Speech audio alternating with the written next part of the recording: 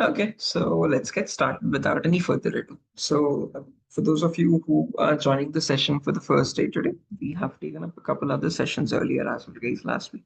This is not the first class in the course. We have taken up a couple topics: networking fundamentals, IP addresses, important networking protocols. We covered all of those in the last week. Again, I think on Wednesday, Thursday, and Friday. And this is the fourth class in the course. So today we're going to talk about the lab setup installation. How do you install a practical lab for the upcoming sessions, a lab simulation? And for this, we will be needing a tool called VMware Workstation. This is a virtualization software. And what it basically does is it allows you to run or install multiple other operating systems. So rather than you, again, buying separate devices with separate operating systems, you can run them virtually in a simulation environment. Okay. Sorry. Okay. So what we can do is we can install this application called VMware, or alternatively, there's a VirtualBox, a Hyper-V, etc., etc. And all of these allow you to run multiple operating systems in the application itself. Okay. So you don't have to purchase a separate device. You can run multiple OSs virtually. Okay. Now I already have VMware installed on my system. So what I'm going to do now is I'm going to uninstall it so that I can show you the entire installation procedure. Okay. Now you don't have to uninstall anything. I'm doing it because I already have VMware installed on my system, guys. So let me quickly uninstall VMware first.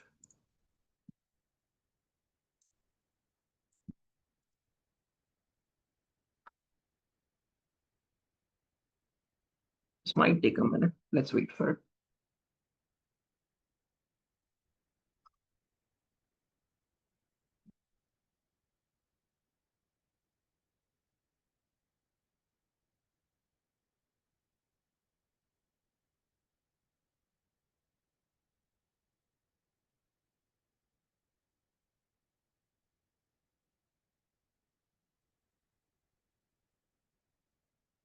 Almost done.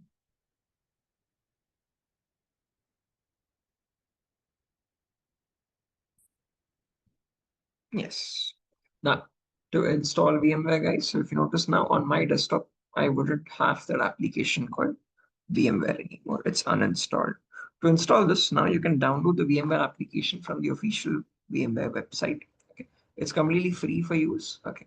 Alternatively, if you want, I can share the Google Drive link as well. You can just click on that Google Drive link and access or download VMware as well. So once it's downloaded, you would have a file like this. So if I show you the application as well, this here is the VMware application. I'll be sharing this file to you. And this is around the size of 261 megabytes. Okay. So once this is downloaded, you need to extract this application, guys. So if you have a tool like WinZip, perfectly fine. If you don't have a tool like WinZip, you can just right click on this and click on extract as well. Okay. I have another tool called 7-Zip, which you can download for free from the internet. So I'm going to use that tool instead, 7-Zip, and extract. Okay. If you have WinZip or any other application, you can use that also. So it's a zip file. You just got to extract it. Once extracted, you can see there's an exe file here. This is the setup wizard exe file. So run this as administrator again. And this should start the VMware workstation installation wizard. Very simple steps, default steps itself, nothing too complex or rocket science. Very simple. Let me show you. So click on next. I accept. Next. Here, you don't need this enhanced keyboard driver, so you can ignore it. Just click on next again. And these two boxes, you can uncheck them. You don't want VMware to start up at every system reboot and check for updates, and you don't want to join their customer experience improvement program. So you can uncheck both those boxes, click on next, and create a desktop icon, next, and install. That's it. And this starts installing VMware for us.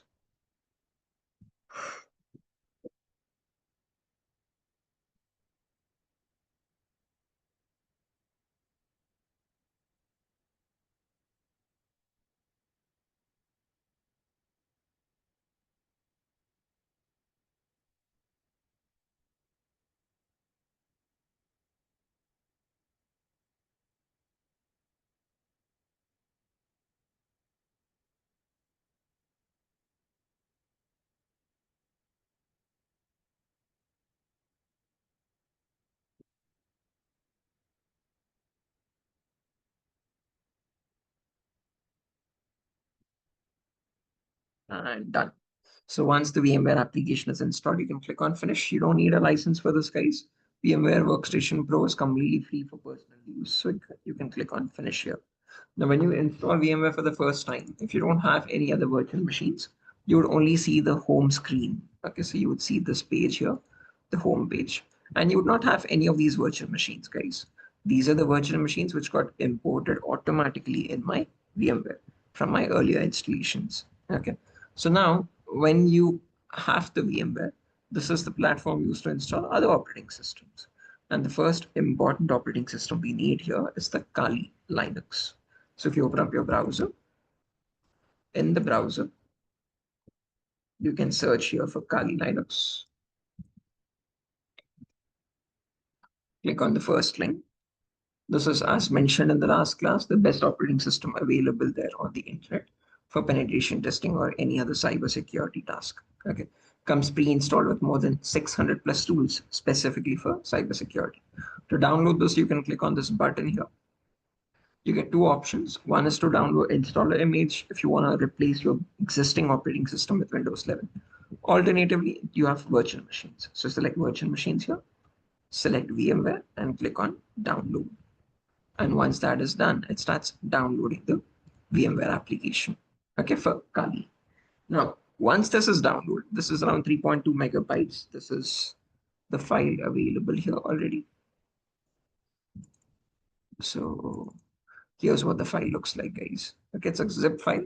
So you have to extract it the same exact way. Right click, show more options, 7-zip, and extract. Once extracted, you have the folder there. In that folder, you have one more folder called Kali. Okay. And once you open this up, you have to double click on this icon here, which has 3 boxes in it. So when you double click that, this automatically imports Kali in your VMware. So it gets added over here under My Computers. So very simple logic again, as mentioned, a quick recap. So you get a zip file like this, where, yeah, over here, 3.26 gigabytes. You have to extract this. Once extracted, you have a folder like this. In that folder, you have a VMX file. Just double click that and it automatically pops up in VMware. Okay. So once you have it in VMware here, you have to configure the options for it again. How much RAM do you want to allocate? How many processors do you want to allocate? So memory 2 gigabytes, leave it at default. That's the recommended memory. Processor, one processor. Every system has one processor. And 2 cores or 3 cores or anything works. Okay. And then hard drive, nothing to change here. Leave it as it is. And network adapter, put bridged mode here. Bridged mode is where this machine now acts as a virtual machine from the same network as the base machine. So they'll have the IP from the same network and they can communicate with each other. Okay. So those are the 4 settings to look into: memory, processor, network adapter, okay, and hard disk. Okay. It's by default at 80 gigabytes. Currently, it's running 16.3 gigabytes. Okay. This much storage is still available. Click on OK after everything is configured properly and click on power on. And this should start the Kali Linux operating system for us.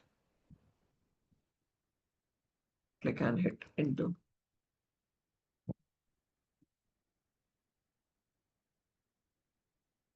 And you should get a login page here, guys, once Kali is successfully installed. The default credentials are mentioned in the official website itself. These virtual machines have the default credentials Kali and Kali. So username is Kali, password is also Kali. Okay, let's wait for this.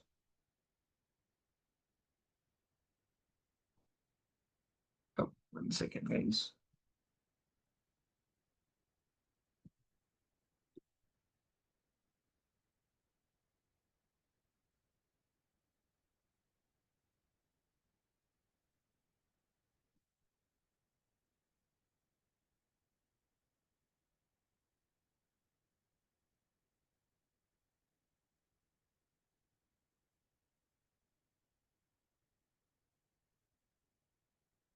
And you see, I've gotten the login screen here.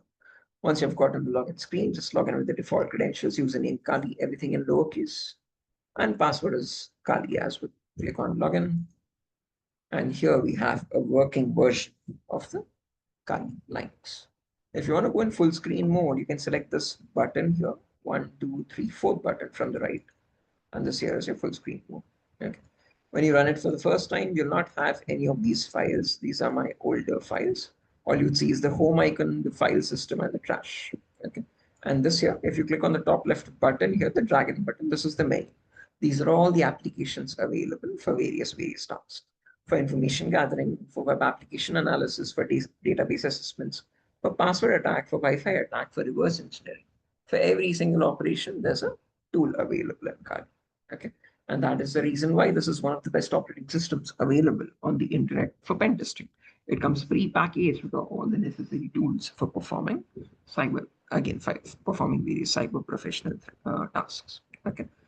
Now, this is one of the operating systems, guys. There's a few more operating systems to include as well. But as we progress with our classes, we can include those. This is the most important operating system. In the next class, we'll be working on Kali Linux and its commands. And for that, you would need this installation, guys. Okay. So please perform it at the earliest. Okay. But again, I think I can only share the VMware link to the registered students. So if you have already registered, just let me know. I'll share the VMware link. Okay. So yeah, that's a brief demo, guys, understanding what what tool we'll be using today in the upcoming sessions. Okay. So that's an important operating system for us for all our upcoming sessions, guys. Okay. In the last class, as mentioned, we have covered networking fundamentals. What are IPv4 addresses? What are classes and IP addresses? What are public IPs, private IPs, DNS protocol, DHCP protocol? All of that is what we covered in the last session. Today, we have learned how to install the practical hands-on lab environment. Okay, so that is the only application you need, guys, VMware. And in that VMware application, you have multiple other operating systems. Okay, as simple as that. Okay, any questions? Adi, Frank, Shiva, Vaibhav?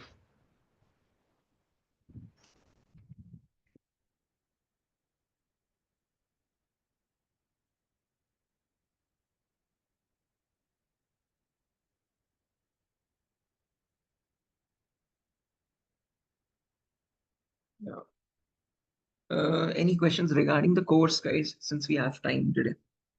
Any questions regarding our previous classes or about the entire course?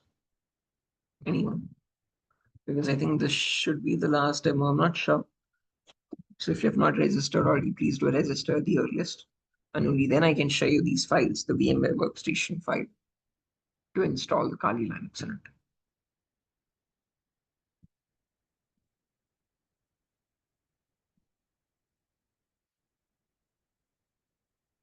Any questions, anyone from our earlier sessions? I hope you have attended the earlier sessions, guys.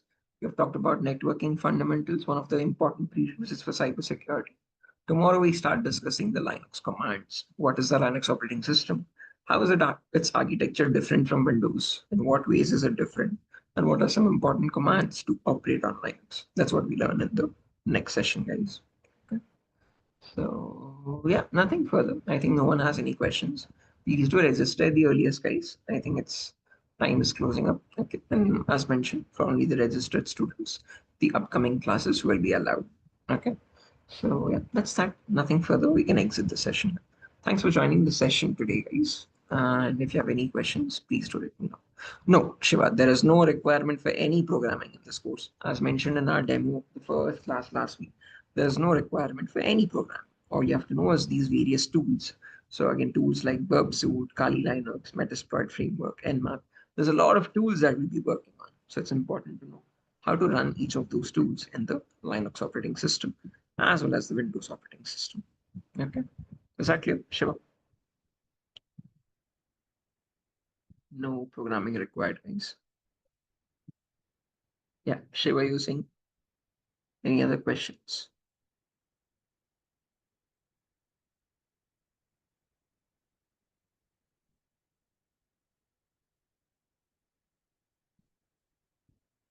Okay, I assume there are no questions, guys. But yeah, just to clarify one more time, there is no requirement for any coding language in this course. Okay, all this course deals about is how do hackers perform attacks, various sorts of attacks using different techniques, and how do we protect against those attacks as well. So we'll practically perform the attacks and we'll try to defend the attacks at the same time to show you what these look like in real-time scenarios. Okay. So yeah, that's that. Nothing further, guys. I think we can exit the session here. I'll be connecting back with you tomorrow at the same time to talk about Linux commands. Bye. Take care.